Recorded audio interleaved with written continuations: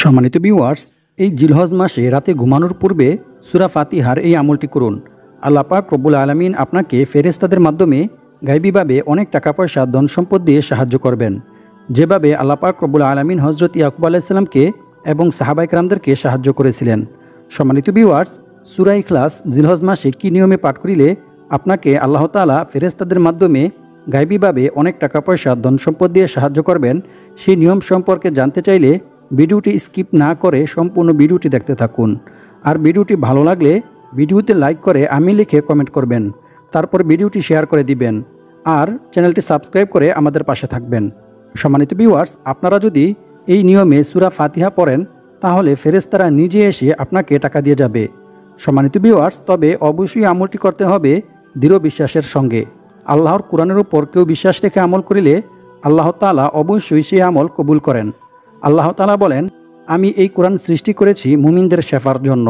সুতরাং আপনারা সকলেই বিপদ আপদ, বালা মুসিবত ও অভাব-অনটন থেকে আপনি মুক্তি পেতে পারবেন যদি আপনি দৃঢ় বিশ্বাসের সঙ্গে আল্লাহর কোরআনের বিভিন্ন সূরা পাঠ করে আমল করেন। সম্মানিত ভিউয়ার্স, আমলটি করার ফলে আপনার জীবনে যত টাকার প্রয়োজন তার চাইতেও বেশি টাকা ফেরেশতারা আপনাকে এসে দিয়ে যাবে। কারণ ফেরেশতারা এত বেশি পরিমাণে টাকা আপনাদেরকে দিয়ে যাবে যে সে টাকা আপনারা খরচ করে ফুরাতে পারবেন না। সম্মানিত ভিউয়ার্স, ফেরেশতারা দিয়ে যাবে বলতে ফেরেশতারা নিজে এসে সরাসরি আপনার হাতে দিবে না, বরং আল্লাহ তাআলা কোনো একটি ভালো মানুষের মাধ্যমে কিংবা আপনার কোনো একটি ভালো কাজের মাধ্যমে আল্লাহ পাক রব্বুল আলামিন আপনার কাছে অনেক টাকা পয়সা ধন সম্পদ পাঠাবেন। সম্মানিত ভিউয়ার্স, আমি আপনাদেরকে আর বেশি কিছু বলবো না, শুধু সূরা ফাতিহা কী নিয়মে পাঠ করিলে ফেরেশতারা এসে টাকা দিয়ে যাবে সেই নিয়ম সম্পর্কে আপনাদেরকে জানিয়ে দেব। আপনারা সকলেই সূরা ফাতিহার এই আমলটি জানার জন্য এবং ফেরেশতাদের থেকে গায়বীভাবে টাকা পাওয়ার জন্য ভিডিওটি সম্পূর্ণ দেখতে থাকুন। সম্মানিত ভিউয়ার্স, আপনারা ভিডিওটি একটুও টানবেন না, নইলে কিন্তু আপনারা আমলটি সম্পর্কে জানতে পারবেন না এবং সঠিক নিয়মে আমলটি করতেও পারবেন না। সম্মানিত ভিউয়ার্স, এটি একটি খুবই গুরুত্বপূর্ণ এবং পরীক্ষিত আমল। তো আপনারা কিভাবে কি নিয়মে আমলটি করবেন সেই নিয়ম সম্পর্কে ক্লিয়ারভাবে আপনাদেরকে আজকের ভিডিওতে জানিয়ে দেব ইনশাআল্লাহ। আপনারা যারা এখনও ভিডিওতে লাইক করেননি, আপনারা দয়া করে লাইক, কমেন্ট, শেয়ার করে চ্যানেলটি সাবস্ক্রাইব করে রাখবেন।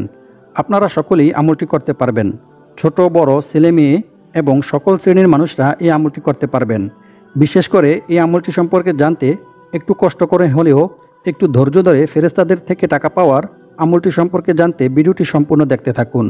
কারণ এই ভিডিওতে ফেরেশতাদের থেকে টাকা পাওয়ার সূরা ফাতিহার যে আমলটি শেখানো হবে সেভাবে যদি না করে ভুল নিয়মে আমলটি করেন তাহলে কিন্তু আপনারা টাকা পাবেন না। আপনি যদি ভুল নিয়মে সূরা ফাতিহার এই আমলটি করেন তাহলে ফেরেশতারা কখনোই আপনাকে এনে টাকা দিয়ে যাবে না। তাই আমি যে নিয়মে বলবো শুধু সেই নিয়মেই আমলটি করিলে আপনারা ফেরেশতাদের থেকে গায়বীভাবে টাকা পাবেন ইনশাআল্লাহ। তো আপনারা সকলেই এখন আমার কথাগুলো মনোযোগ দিয়ে শুনবেন। আর এই আমলটি করার জন্য এবং গায়বীভাবে ফেরেশতাদের থেকে টাকা পাওয়ার জন্য সূরাটি সহিশুদ্ধভাবে পড়তে হবে।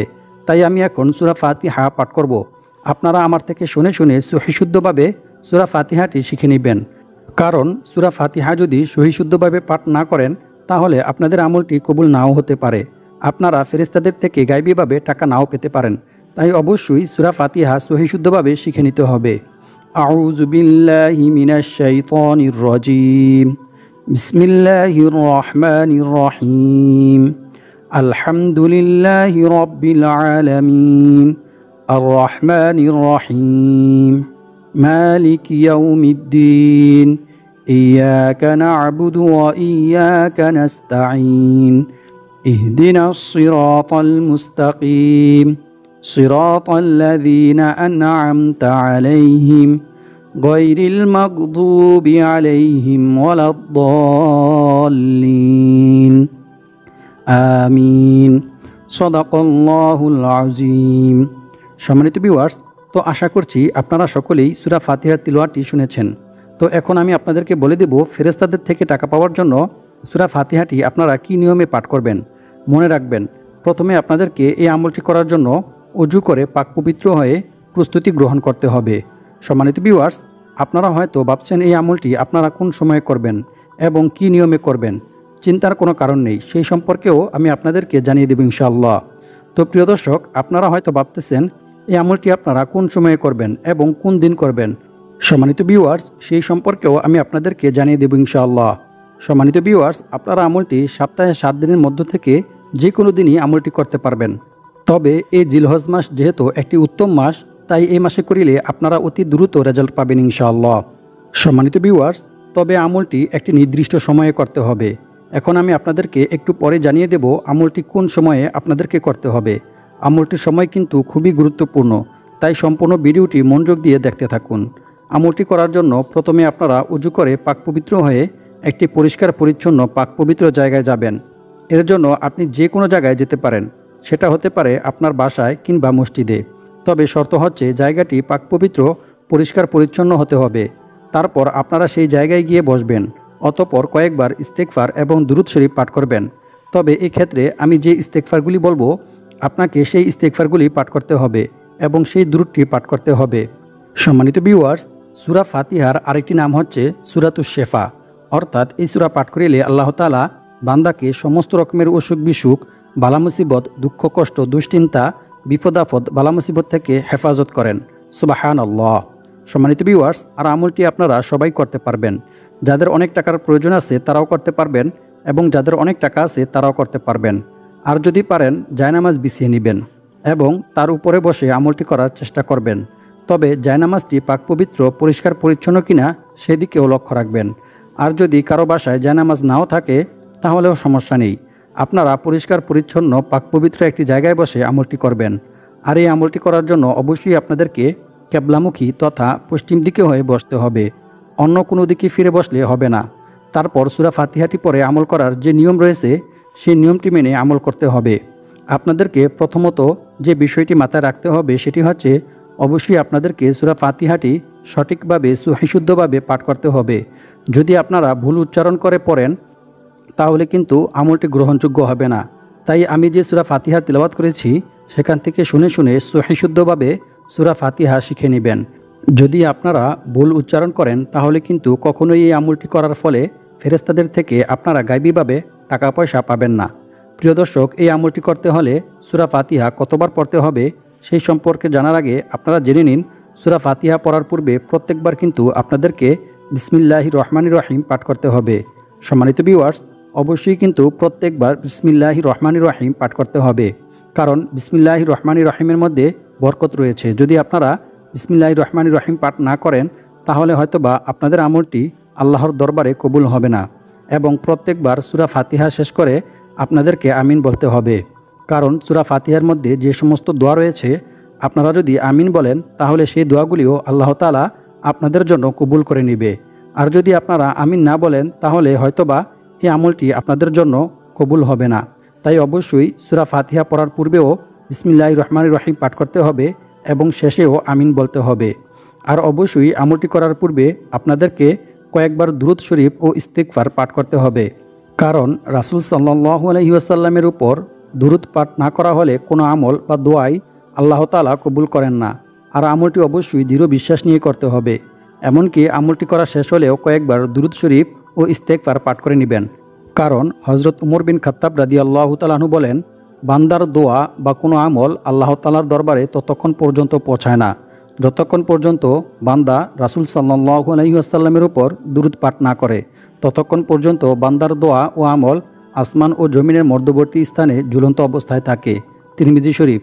অর্থাৎ কোনো মানুষ যদি আমল করার পূর্বে কিংবা দোয়া করার পূর্বে ও পরে দুরূদ শরীফ পাঠ না করে তাহলে সে আমল বা সে ইবাদত আল্লাহর দরবারে পৌঁছায় না।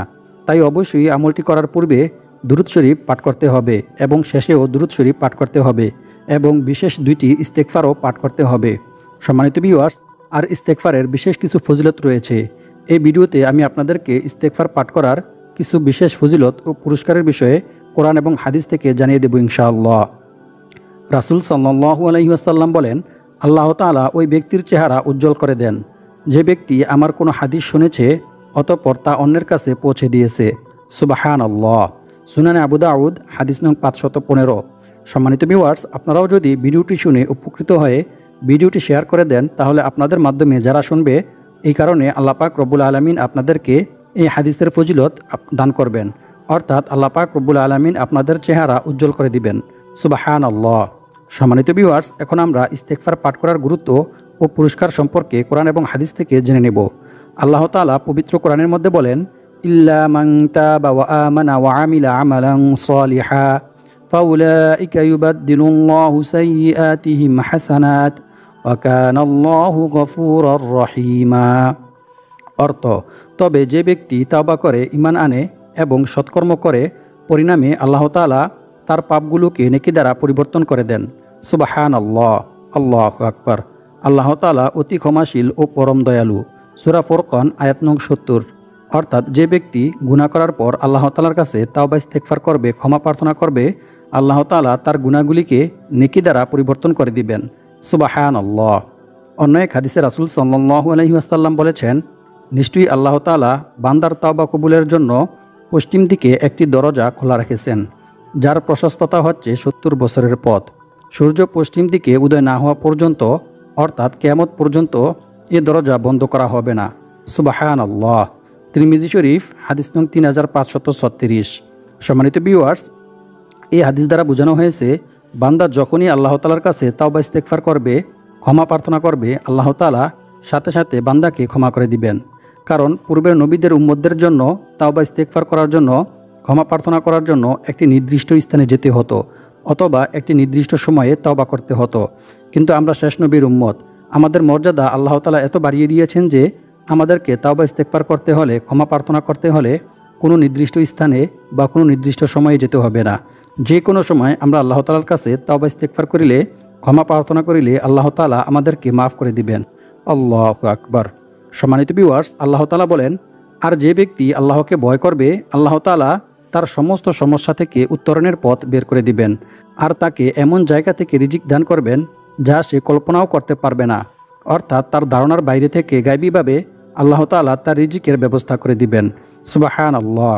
আর যে ব্যক্তি আল্লাহর উপর ভরসা করবে, তার জন্য তিনিই যথেষ্ট হবেন। নিশ্চয়ই আল্লাহ তাআলা তার সমস্ত ইচ্ছা পূরণ করবেনই। সুবহানাল্লাহ, আল্লাহু আকবার। সূরা তালাক আয়াত নং 2-3। সম্মানিত ভিউয়ার্স, আল্লাহ তাআলাকে ভয় করার সর্বোত্তম মাধ্যম হচ্ছে তাওবা ইস্তেগফার করা, ক্ষমা প্রার্থনা করা। কারণ আমাদের এই নেক আমল আল্লাহর কোনো প্রয়োজন নেই, এতে আল্লাহর কোনো লাভও নেই, আল্লাহর কোনো লসও নেই। বরং আমাদের তাকওয়া দেখেন আল্লাহ তাআলা। আমরা আল্লাহ তাআলাকে কতটুকু ভয় করি, এবং আমাদের দ্বারা ইচ্ছায় কিংবা অনিচ্ছায় কোনো গুনাহ সংঘটিত হয়ে গেলে আমরা আল্লাহ তাআলার কাছে তাওবা ইস্তেগফার করি কিনা, আল্লাহর ভয়ে আল্লাহ তাআলার কাছে ক্ষমা প্রার্থনা করি কিনা, আল্লাহ তাআলা এটাই দেখেন। আর আল্লাহ তাআলা বান্দার এই তাকওয়া, বান্দার ভয় অনেক পছন্দ করেন, অনেক ভালোবাসেন। কারণ রাসূল সাল্লাল্লাহু আলাইহি ওয়াসাল্লাম বলেছেন, মরুভূমিতে হারিয়ে যাওয়া উট খুঁজে পেয়ে উটের মালিক যতটা খুশি হয়, যখন কোনো গুনাহগার বান্দা আল্লাহ তাআলার কাছে তাওবা করে, তখন আল্লাহ তাআলা এর চাইতে বেশি খুশি হন। সুবহানাল্লাহ, আল্লাহু আকবার।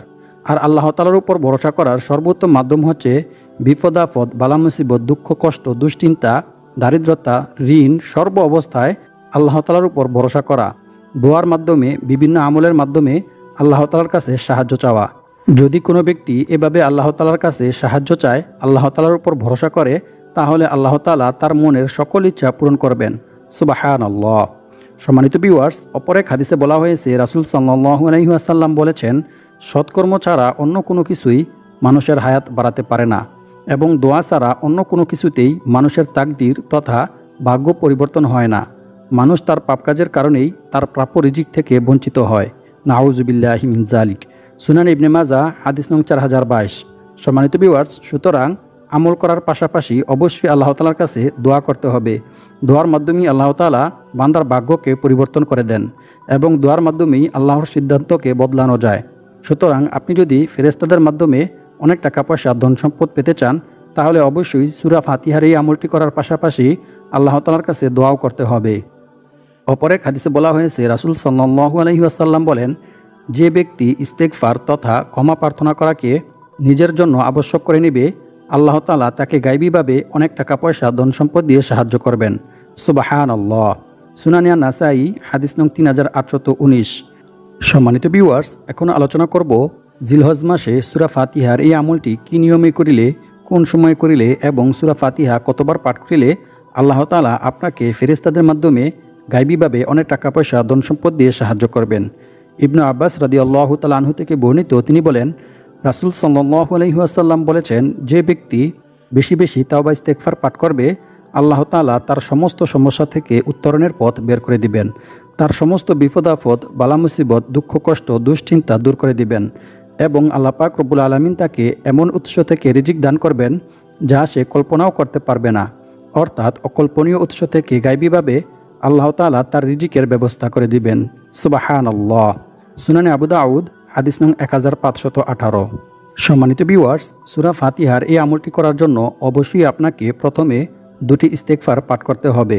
প্রথমটি হচ্ছে আল্লাহুম্মা গফিরলি যামবি ওয়া ওয়াসি'লি ফি দারি ওয়া বারিকলি ফি রিজকি। সম্মানিত ভিউয়ার্স, আপনাদের বোঝার সুবিধার্থে আমি আবার ইস্তেগফারটি পাঠ করতেছি। আল্লাহুম্মা গফিরলি যামবি ওয়া ওয়াসি'লি ফি দারি ওয়া বারিকলি ফি রিজকি। আর দ্বিতীয় ইস্তেগফারটি খুবই গুরুত্বপূর্ণ একটি ইস্তেগফার। এই ইস্তেগফারটিকে ইস্তেগফারের রাজা বলা হয়, অর্থাৎ সবচাইতে বড় ইস্তেগফার হচ্ছে এই ইস্তেগফারটি।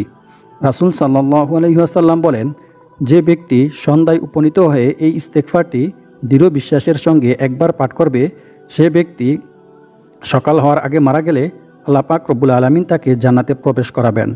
এবং কোনো ব্যক্তি যদি সকালে একবার দৃঢ় বিশ্বাসের সঙ্গে এই ইস্তেগফারটি পাঠ করে, তাহলে ওই ব্যক্তি সন্ধ্যা হওয়ার আগে মারা গেলে আল্লাহ পাক রব্বুল আলামিন তাকে জান্নাতে প্রবেশ করাবেন। সুবহানাল্লাহ, আল্লাহু আকবার। সম্মানিত ভিউয়ার্স, ইস্তেগফারটি হচ্ছে আল্লাহুম্মা আনতা রাব্বি লা ইলাহা ইল্লা আনতা খলাকতানি ওয়া আনা আবদুকা ওয়া আনা আলা আহদিকা ওয়া ওয়া'দিকা মাসতাতা'তু আউযু বিকা মিন শাররি মা সানা'তু আবু'ু লাকা বিনি'মাতিকা আলাইয়া ওয়া আবু'ু বিযামবি ফাগফিরলি ফাইন্নাহু লা ইয়াগফিরুয যুনুবা ইল্লা আনতা। সম্মানিত ভিউয়ার্স, প্রথম ইস্তেগফারটি আপনাদেরকে 10 বার পাঠ করতে হবে। তারপর এই ইস্তেগফারটি আপনারা একবার পাঠ করবেন। অতঃপর আপনারা 10 বার দুরূদ শরীফ পাঠ করবেন। আল্লাহুম্মা সাল্লি আলা মুহাম্মাদানিন নাবিয়্যিল উম্মি ওয়া আলিহি ওয়া আসহাবিহি ওয়া বারিক ওয়া সাল্লিম। সম্মানিত ভিউয়ার্স, এই দুরূদ শরীফটি পাঠ করবেন। তারপর আপনারা 7 বার সূরা ফাতিহা পাঠ করবেন। তবে অবশ্যই প্রত্যেকবার সূরা ফাতিহা পাঠ করার পূর্বে বিসমিল্লাহির রহমানির রহিম পাঠ করতে হবে এবং শেষে আমিন বলতে হবে। এর জন্য অবশ্যই আপনাদেরকে 1 গ্লাস পরিষ্কার পরিচ্ছন্ন পানি নিতে হবে। অতঃপর 7 বার সূরা ফাতিহা পাঠ করার পর আপনারা ওই পানিতে ফু দিবেন, 3 বার ফু দিবেন। ফু দেওয়ার পর এই পানিটি আপনারা নিজেরাও পান করবেন এবং বিছানার সাইডে ছড়িয়ে ছিটিয়ে দিবেন। তবে এর আগে আপনাদেরকে অবশ্যই আমলটি শেষ করা হলে আপনারা আল্লাহ তাআলার কাছে দোয়া করবেন। দোয়ার মধ্যে আপনি আল্লাহ তাআলার কাছে যা চাইবেন আল্লাহ তাআলা আপনাকে তাই দান করবেন। আপনি যত টাকা চাইবেন আল্লাহ তাআলা আপনাকে তত টাকাই দান করবেন।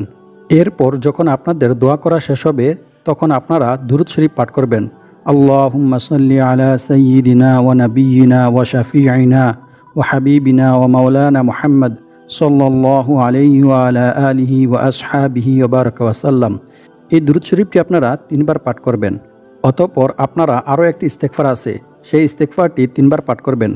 ইস্তেগফারটি হচ্ছে আস্তাগফিরুল্লাহাল আযীম আল্লাযী লা ইলাহা ইল্লা হুয়াল হাইয়ুল কাইয়্যুম ওয়া আতুবু ইলাইহি। সম্মানিত ভিউয়ার্স, আপনারা যদি এভাবে সূরা ফাতিহার আমল করেন, তাহলে আল্লাহ পাক রব্বুল আলামিন আপনাদেরকে ফেরেশতাদের মাধ্যমে গায়বীভাবে অনেক টাকা পয়সা, ধন সম্পদ দিয়ে সাহায্য করবেন ইনশাআল্লাহ। আল্লাহ পাক রব্বুল আলামিন আমাদের সবাইকে এই আমলটি করে দারিদ্রতা থেকে মুক্ত হয়ে অনেক টাকা পয়সা, ধন সম্পদের মালিক হওয়ার তৌফিক দান করুক। আমিন। আসসালামু আলাইকুম ওয়া রাহমাতুল্লাহি ওয়া বারাকাতুহু।